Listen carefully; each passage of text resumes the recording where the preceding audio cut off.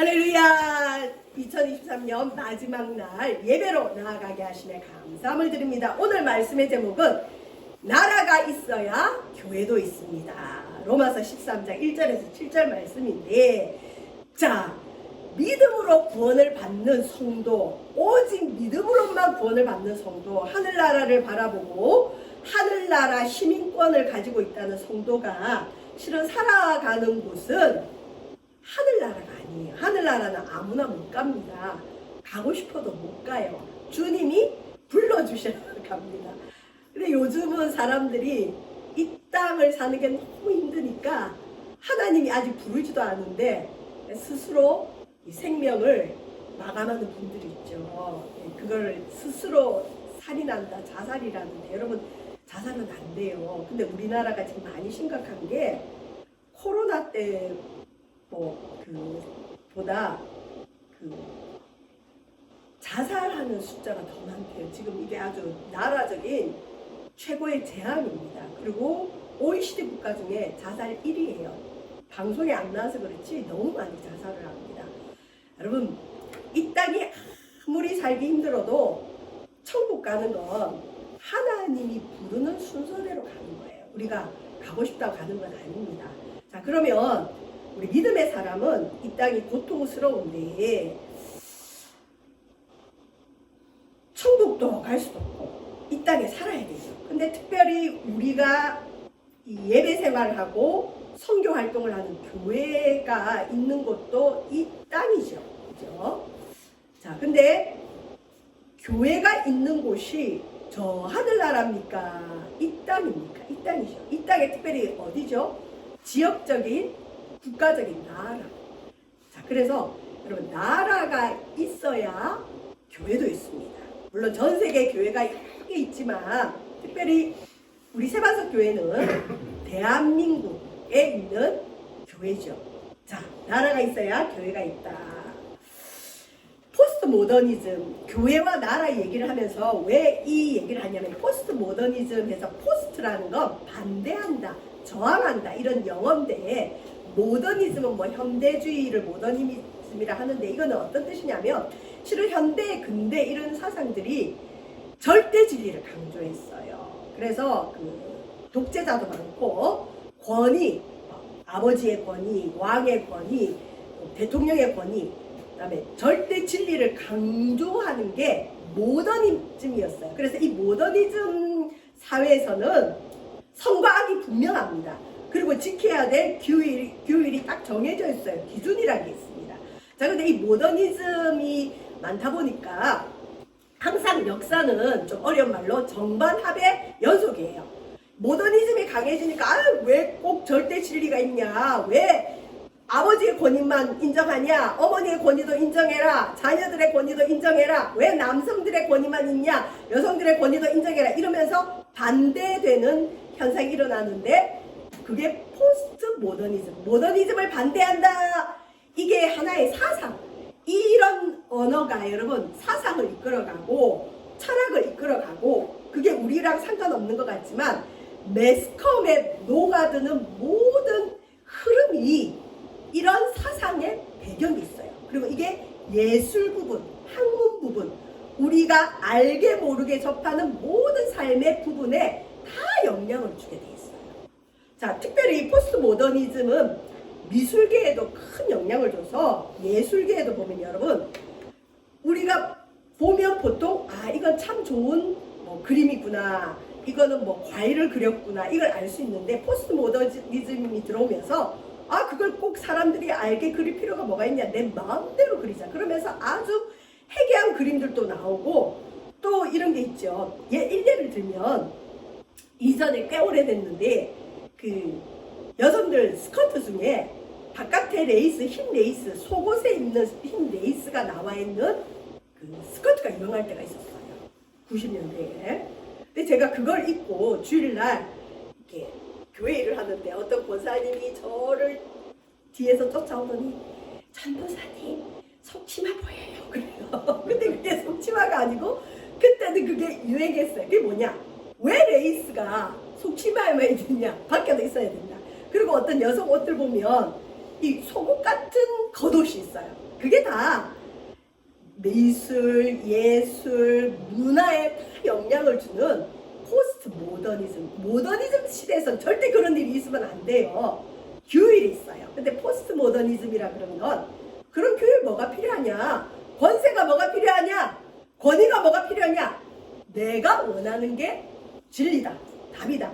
그래서 여러분 CF 중에 네가 원하는 걸 해, 네가 원하는 게 뭐야, 이런 식으로. 그래서 포스트 모더니즘 시대에는 개인 의사를 존중합니다. 예를 들면 과거에는 동성애 하면 난리 나요. 여러분 가정에 우리 예찬이가 나중에 결혼할 며느리감을 데리고 왔는데, 우리 태욱이가 며느리감을 데리고 왔는데 같은 남성을 데리고 온 거예요. 그리고는 며느리라 그래요. 그게 실제 드라마 있어요.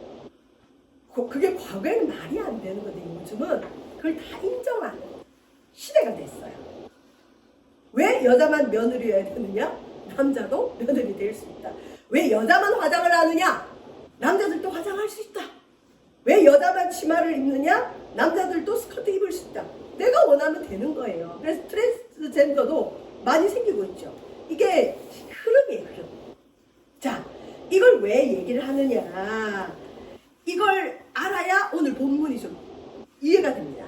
자, 포스트 모던 시대, 모더니즘을 반대한다 해서 권세가 어떤 의미가 있을까요? 우리 가정의 이전에 가부장적인 사회에서는 아버지의 권위, 가장의 권위가 그냥 아버지 말 한마디면 끝이에요. 그죠? 그러니까 선생님의 말 한마디로 모든 것이 학생들이 좌지우지돼요. 선생님의 권위가 있었어요. 요즘은 선생님의 권위 없죠. 교권이 무너졌어요. 자, 국가의 권위 있을까요? 큰 의미 없어요. 포스트 모던 시대는 하여튼 힘이 있고 권위가 있는 걸 다 무시하고 싶어요. 다 해체. 그래서 철학에서도 해체주의가 나와요. 막 다 무너뜨리는 거예요. 건물도 교회도 왜 꼭 뾰족탑으로 해야 되느냐? 그래서 교회 그 건물의 건축의 그런 미학적인 부분도 많이 바뀌어요. 그 다음에 이 포스트 모던 시대에 좀 어두운 면이라 하면 성과 악의 기준이 불명확합니다. 이게 참 심각한 게, 제가 모 고등학교에 잠깐 있었잖아요. 그때 선생님들이 가서 어떤 건지 모르지만 연수를 받고 와요. 연수를 받고 와서 학생들에게 전달하는 게 뭐냐? 교사들에게 전달하는 게 뭐냐? 아이들에게 야단치지 마라. 뭐가 옳고 그른지 얘기해 주지 마라. 네가 원하는 걸 하라. 이게 교육 방침으로 내려오더라고. 우리나라 심각하다. 여러분, 성경은 선과 악을 분명히 하고 있습니다. 그런데 요즘은 무엇이 선인지 무엇이 악인지 몰라요. 선을 악이라 하고 과거에 악이었는데 악을 악이라 못하는 시대가 돼버렸어요.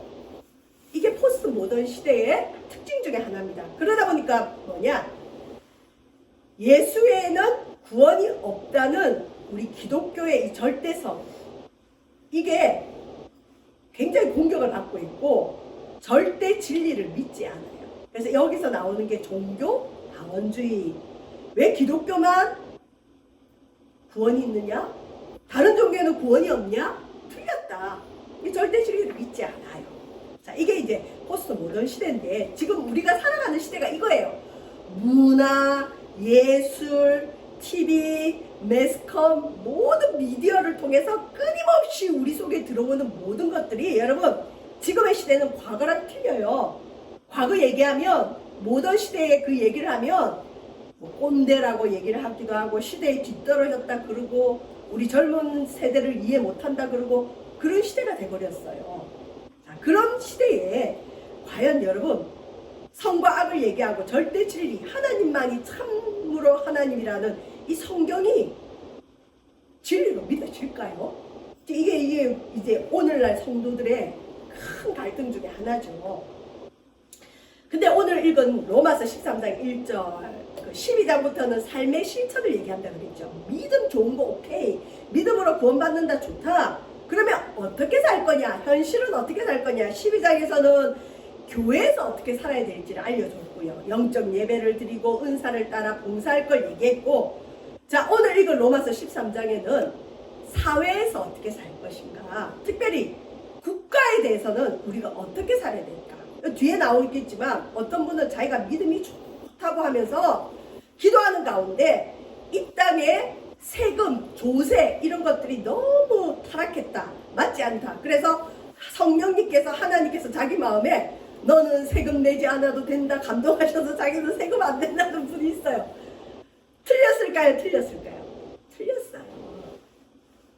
우리가 말씀으로 살아가지만 이 땅의 권세들에게 하나님이 복종하라고 해요. 물론 반기독교적, 성경적인 권세에 대해서는 간혹 여러분 저항을 해야 됩니다. 독재 세력, 타락한 독재 군주 그런 전제주의에는 우리가 저항해야 됩니다. 그러나 그렇지 않다면 일반적인 국가라면 그 국가 권력이나 사회 권세에게 복종해야 됩니다.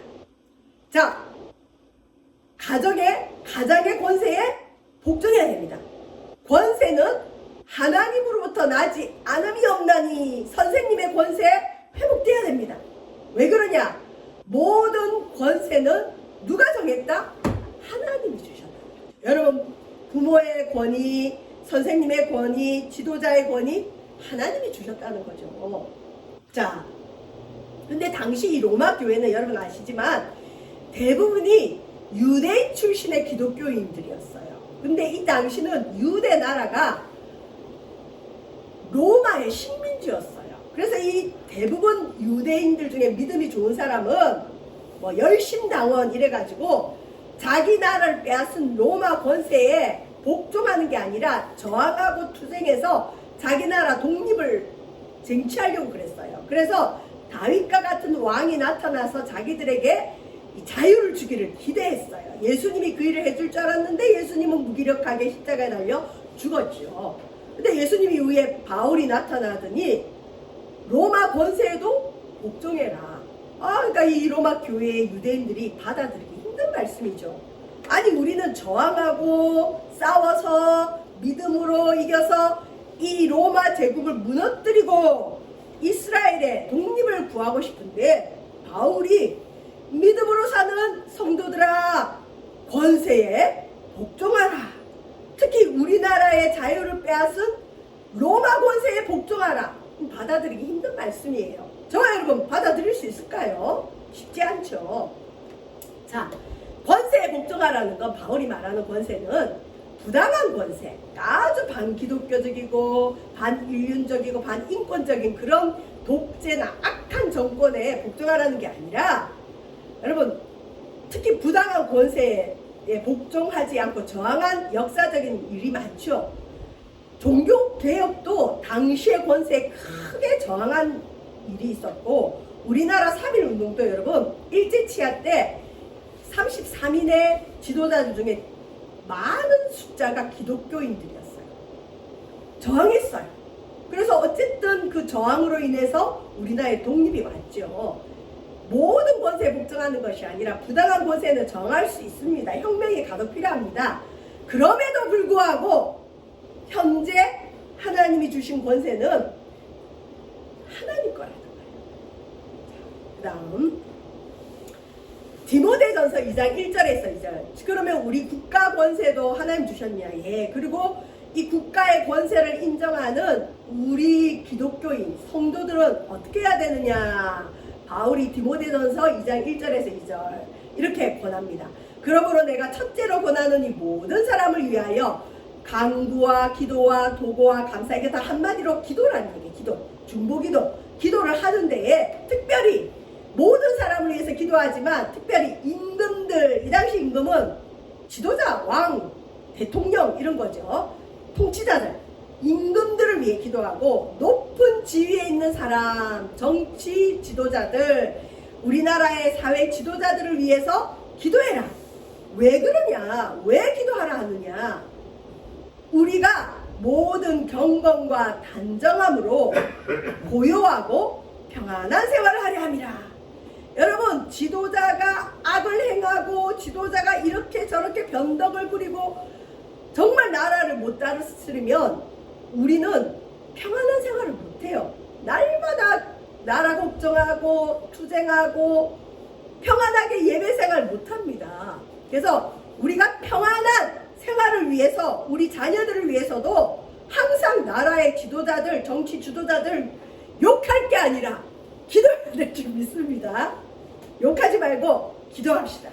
자, 그러면 나라, 국가와 교회는 어떤 관계냐? 물론 교회는 하나님께 속했어요. 국가는 이 세상에 속했어요. 우리는 하늘나라를 바라봅니다. 그럼에도 불구하고 이 땅에 나라가 있어야 여러분 교회도 있습니다. 국가가 무너졌는데 교회 안 무너질까요? 무너져요. 나라 없으면 종교의 자유도 없습니다. 예배 못 드립니다. 그냥 혼자 숨어 드리든지 그냥 혼자 개인의 어떤 예배만 되죠. 선교 못합니다. 선교, 예배, 봉사 이 모든 것도 여러분 교회가 있어야 되고 나라가 있어야 가능합니다. 실질적으로 우리나라가 있어야 우리 교회도 있는 것이고 예배도 있고 선교도 할 수 있는 거예요. 자, 근데 우리 매스컴을 통해서 알겠지만 전쟁으로 나라가 무너진 케이스를 봤죠. 우크라이나와 러시아가 지금 전쟁을 꽤 오래 하죠. 이스라엘과 하마스 전쟁 지금도 하고 있죠. 그다음 우리 대한민국은 세계 유일의 분단 국가로 언제든지 북한의 공산당이 쳐들어올 수 있는 그런 구도입니다. 미국이 손을 떼면 그냥 공산화 될지도 몰라요. 얼마 전에 이스라엘에서 무슨 영상을 하나 만들어서 띄웠더라고요. 대한민국 남한에 전쟁 일어나는 가상현실을 뭐 유튜브로 찍어서 막 보내면서 좀 시끄러웠는데 여러분 우리나라 전쟁 안 일어난다는 보장이 없어요. 지금은 고인이 되신 그 안양감리교회 백문혁 감독님이 목회자들 불러다가 세미나를 수십 년 전에 했어요. 근데 그 황장열 씨가 또 목회 지도자들을 모아서 부탁을 한 게 있는데 뭘 부탁했느냐? 목사님들 정신 차리십시오. 북한 공산주의 무시하지 마세요. 저들은 지금도 적화통일을 할 수 있다고 믿습니다. 근데 한국의 대한민국의 교회만 무너뜨려라. 그러면 우리는 지금도 적화통일을 할 수 있다고 믿는데요. 그리고 우리는 미국이 우리를 지켜준다 그러는데 그것도 하나님 은혜예요. 미국의 수많은 대통령들을 지낸 그 참모들 얘기를 들어보면 그 대통령 주변에 그래도 기도하는 분들이 꽤 있대요. 근데 그 대통령들이나 지도자들이 북한이 자꾸 문제 일으키고 시끄러울 때 북한에 미사일 쏘려고 몇 번 이게 누르면 끝이 나는데 그때마다 하나님이 기도하는 참모진들을 통해서 그걸 말렸대. 우리는 모르죠. 그러니까 미국도 자기 이익에 맞지 않으면 우리나라 안 지켜줘요. 베트남, 베트콩 그래서 무너졌잖아요. 베트남이 공산화되는 과정이 지금 우리나라랑 비슷해요. 그냥 한꺼번에 공산당이 나타나는 게 아니라 점점점 모든 각계각층의 간첩들을 보내서 그 간첩들을 통해서 어둠의 돈 타락하게 만들어요. 돈을 받아먹으면 일단 여러분 어떻게 못해요. 그러면서 각계각층이 다 무너지게 만듭니다. 그런 순간에 미국이 손 놓으면서 베트남이 공산화됐죠. 지금 우리나라도 각계각층에 간첩들이 있다는 말이 사실입니다. 타락도가 굉장히 높아요. 우리나라도 지금 많이 위험합니다. 근데 우리가 이걸 무시하죠. 왜? 어제도 평화를 누렸고 오늘도 평화를 누리니까 앞으로도 누릴 거라고 착각하는데 하나님이 안 지켜주면 우리나라도 어떻게 될지 모릅니다. 자, 나라가 무너지면 교회도 없습니다. 그래서 바울이 권세 복종하고 권세를 위해서 기도하라는 이야기입니다. 여러분 나라를 위해 기도해야 됩니다. 이제 지금 로마서 13장 1절에서 7절은 당시 로마 교회 권세에 대해서 얘기를 한 부분이지만 오늘날 이 말씀을 우리에게 그대로 적용하면 지금 우리가 속한 대한민국과 세계 질서를 위해서 기도해야 됩니다. 그리고 여러분 우리나라는 자유민주주의예요. 헌법을 존중합니다. 헌법을 지켜요. 근데 공산주의는 뭐냐? 오늘날 젊은이들이 공산주의에 대해서 너무 몰라요. 칼박스가 만든 이론인데 공산주의는 철저하게 유물로 모든 것들은 물질로 시작되고 그래서 이들은 무신론자예요. 신을 안 믿어요. 신을 부정해요. 신이란 존재 자체를 인정하지 않습니다. 특히 신공산주의는 어떤 걸로 들어오느냐, 문화의 이름으로 책을 통해서, 영화를 통해서 공산주의가 굉장히 지금 들어와 있어요. 그리고 우리가 너무 자유를 많이 누리다 보니까 제가 역사의 흐름이 정반합의 원리가 있다 그랬죠. 너무 잘 먹고 너무 자유를 누리니까 사실 요즘 젊은이들 고통을 몰라요. 상대적인 고통을 알겠지만 절대적인 고통, 진짜 굶어보고 진짜 그 내일이 없는 시대를 안 살아봤기 때문에 한마디로 정신을 못 차리고 있는 거죠. 먹을 게 있어도 불평하고, 차가 있어도 불평하고, 집이 있어도 불평하고, 그냥 너무 배불러서 그래요.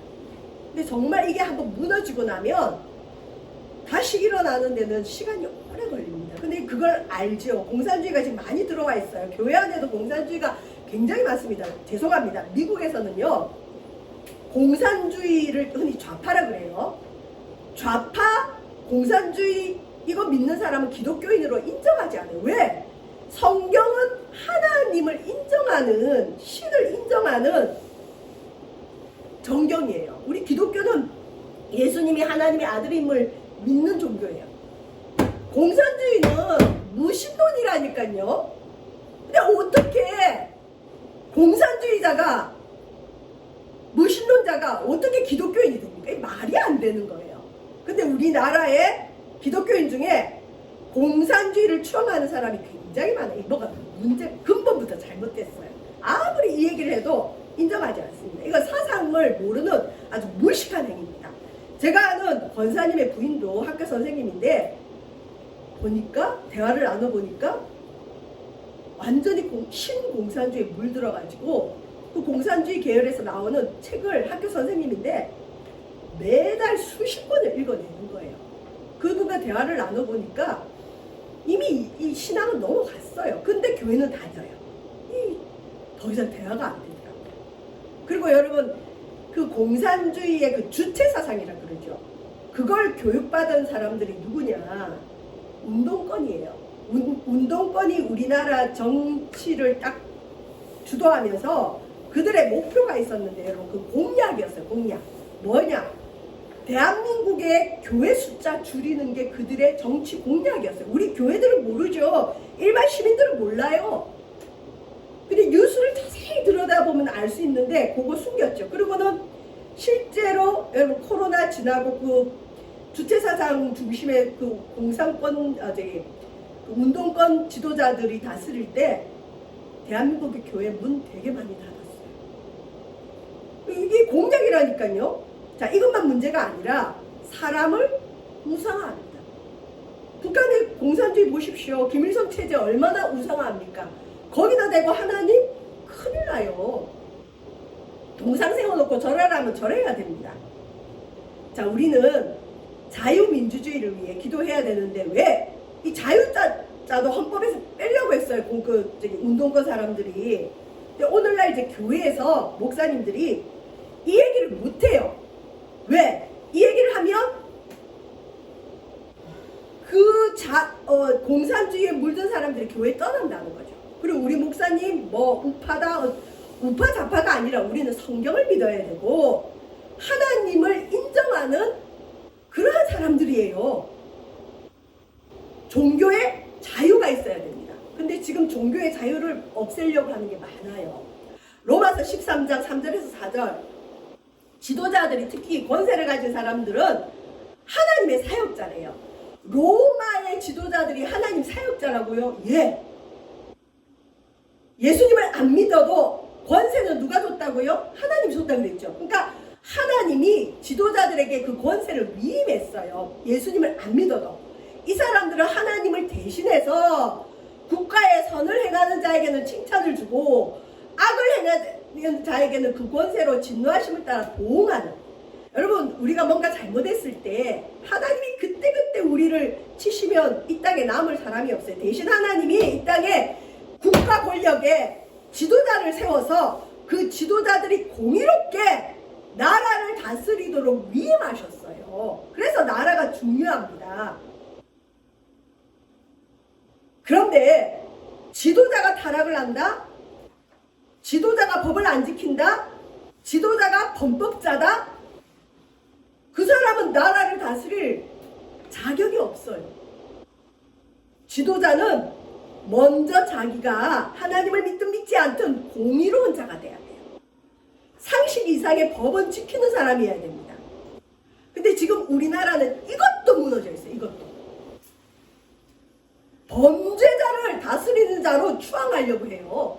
이게 지금 제대로 된 나라인지 백성들의 국민들의 정신 상태가 어디로 가는지 알 수가 없어요. 영주의에 빠지면 안 됩니다. 다스리는 자는 하나님의 일을 하라고 대신 다스리라고 권위를 위임한 자예요. 그래서 선을 행하는 걸 좋아해야 되고 악을 행하는 자는 봉할 줄 아는 다스리는 자예요. 우리나라의 법치가 다시 세워지고 행정이 다시 새롭게 되고 입법이 다시 새롭게 되도록 우리는 기도해야 됩니다. 자, 왜 그렇게 해야 되느냐? 우리나라는 사상의 분열로 여러분 한반도가 나뉘어졌어요. 북한은 빨갛게, 남한은 처음에 우파로 시작했죠.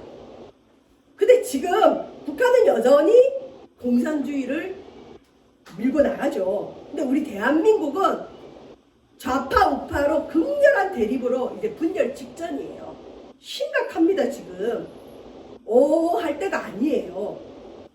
자, 그러면 교회에서 이런 설교도 못해요. 난리가 나요, 성도들이. 근데 지금 교회에서 안 하면 어디서 할 거예요? 정치 얘기를 하는 게 아닙니다. 우리는 하나님을 믿는 하나님의 백성입니다. 자, 좌파는 뭐라 그랬죠? 공산주의. 공산주의는 신을 부정합니다. 종교의 자유를 주지 않습니다, 여러분. 인간을 우상화합니다. 우리나라 지금 여러 입법들이 법안을 만들어서 자꾸 통과시키려는 것들 중에 대부분이 교회를 무너뜨리고 종교의 자유를 제한하고 성경의 가치를 파괴하는 법안들이 굉장히 많이 나옵니다. 여러분 모르시겠지만 그런 것들이 올 때마다 그래도 깨어있고 기도하는 기독교인들이 계속 민원을 넣고 싸우고 법안 통과되지 않도록 움직이니까 그 법안들이 통과 안 됐지. 벌써 여러분 차별금지법 통과됐으면 전도도 못합니다. 교회에서 뭐 좌파우파 얘기도 못하죠. 자유가 없어집니다. 우리가 정말 예배 드리는 게 좋습니까? 은혜의 시간이 좋습니까? 교회가 좋습니까? 그렇다면 우리나라의 자유민주주의가 지켜지도록 기도해야 됩니다. 왜? 종교의 자유가 보장돼야 됩니다. 헌법이 준수되는 나라가 되도록 기도하고 주님 오실 때까지 여러분 종교의 자유 우리가 마음껏 예배할 수 있도록 기도할 때입니다. 자, 전도도 잘못하면 어디 또 신고를 해야 되고 하여튼 지금 복잡한 문제들이 한두 개가 아니에요. 조금만 정신을 차리고 들어가 보면 지금 나라가 심각한 건 아는 사람은 다 알아요. 우리나라는 하나님이 지켜줘야 되고 오늘 말씀에 권세 복종하라 했으니 우리에게 주신 나라의 권세를 인정하고 나라를 위해 기도해야 교회도 있습니다. 로마서는 믿음만 얘기하는 말씀이 아니에요. 믿음 다음에 현실의 실천이 있어야 되는데 실천 중에 하나가 뭐냐? 국가를 위한 기도. 여러분 국가가 무너지면 교회도 무너집니다. 신앙도 지키기가 힘들어요. 저 여러분 이 나라를 위해서 기도하시는 저와 여러분 되시기를 주의 이름으로 축원드립니다. 기도하겠습니다. 모든 권세는 하나님의 것이고 다스리는 자들은 하나님의 사역자입니다. 하나님의 사역자들이 먼저 선을 행하게 하여 주시고 공의로운 자들 되어지게 하시고 나라가 있어야 교회도 있고 예배도 있습니다. 이 나라 민족 버리지 마시고 하나님 자유 대한민국 자유민주주의가 보장되어지고 하나님 헌법이 준수되어지며 예배를 마음껏 하고 선교를 마음껏 할 수 있는 이 나라 민족 되어지도록 이 땅의 법을 지켜보아여 주시고 우리 기독교인들이 먼저 깨어나게 하여 주시고 나라를 위해 기도하게 하여 주옵소서. 지금은 기도할 때입니다. 나라가 심각합니다. 주님 기도하는 저희들 되어지도록 인도하소서. 예수님 이름으로 기도합니다.